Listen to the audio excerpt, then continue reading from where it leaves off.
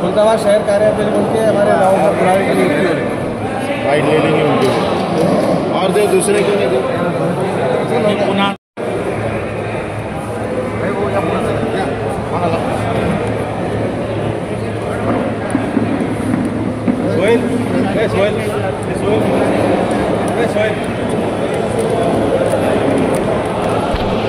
शहराध्यक्ष नाही बोलो बोलो बोलो बोलो शहर कार्याध्यक्ष पदाची पुन्हा एकदा संधी मिळाली।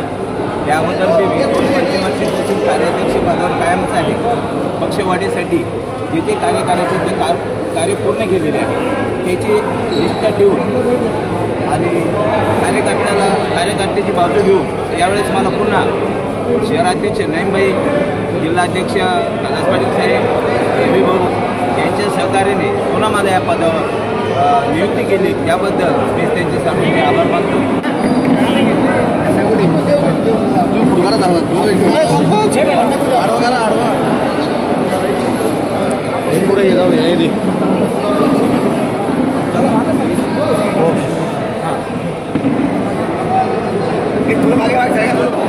माझे नेते आदरणीय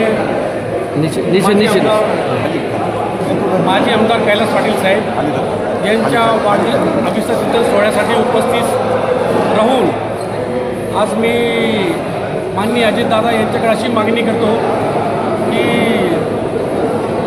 विधानसभेच्या निवडणुकीमध्ये माननीय जिल्हाध्यक्ष कैलास पाटील दादा यांच्या नेतृत्वाखाली संभाजीनगरच्या 9च्या 9 विधानसभेच्या जागा प्रचंड मताने जिंकल्या आणि येणाऱ्या स्थानिक स्वराज्याच्या निवडणुकीसाठी मी अजितदादांना शिष्टमंडळ घेऊन भेटणार आहे की जिल्ह्यात कोणीतरी लोकप्रतिनिधी पाहिजे। येणाऱ्या महानगरपालिका जिल्हा परिषद निवडणुकीसाठी आम्हाला कोणीतरी लोकप्रतिनिधी पाहिजे। त्यामुळे मराठवाड्याची हक्काची जागा जी विटेकर दादांची खाली झालेली आहे ते विधानसभेमुळे निवडून गेल्यामुळे त्या जागेवर कैलास पाटील साहेबांची निवड करावा अशी मी दादांना मागणी करणार आहे। माझं नाव विनोद जाधव, मदली भैया मेंबर, कन्नड़ शहर राष्ट्रवादी का अध्यक्ष हूँ। और मैं कैलाश पाटिल जो है हमारे राष्ट्रवादी के जिला सदर है, इनको मैं अपने तहे दिल से उनके जन्मदिन के ऊपर शुभेच्छा देता हूँ और उनका आने वाला ज़िंदगी का कार्यकाल अच्छा रहे और उन्हें जो है विधानसभा के ऊपर आमदानी मिले, ये उम्मीद करता हूँ। मेरी तरफ से शुभेच्छा। सर कितने सालों से आप राष्ट्रवादी? मैं जो है तो सर शुरू से राष्ट्रवादी में हूँ। जब से राष्ट्रवादी बनी तब से मैं राष्ट्रवादी में, मैं 20 साल से कन्नड़ का शहर अध्यक्ष हूँ और मैं अजित दादा पवार उर्दू हाई school junior college Ajit Dada Pawar के नाम पे चलाता हूँ। और मुझे जो तो पहले तो उनको मैं कार्य करता हूँ दादा का, और दादा का मेरे बहुत अच्छे रिलेशन है वो, और मैं मिलता है उनको मालूम है दादा को भी कि मैं उनके नाम पे जो है तो पूरे महाराष्ट्र में सिर्फ एक ही उर्दू स्कूल और एक ही जूनियर कॉलेज चलता है कन्नड़ के। अजित पवार उर्दू हाई स्कूल एंड जूनियर कॉलेज। माननीय श्री कैलासरावजी पाटील साहेब यांचा वाढदिवस आणि या वाढदिवसामध्ये संपूर्ण जिल्ह्यामध्ये एक चैतन्याचं वातावरण निर्माण झालेलं आहे आणि मी आज या त्यांना वाढदिवसाच्या हार्दिक शुभेच्छा देतो संपूर्ण जिल्ह्यातर्फे। आणि त्यांना एक आग्रहाची अशी नम्र विनंती करतो की ज्या पद्धतीने मला बोलायचं होतं परंतु मला यायला उशीर झाला, ज्या पद्धतीने आपण राजकारणामध्ये राज्य पातळीवरती आपली जी भागीदारी आहे ती शेवटपर्यंत पाहिजे।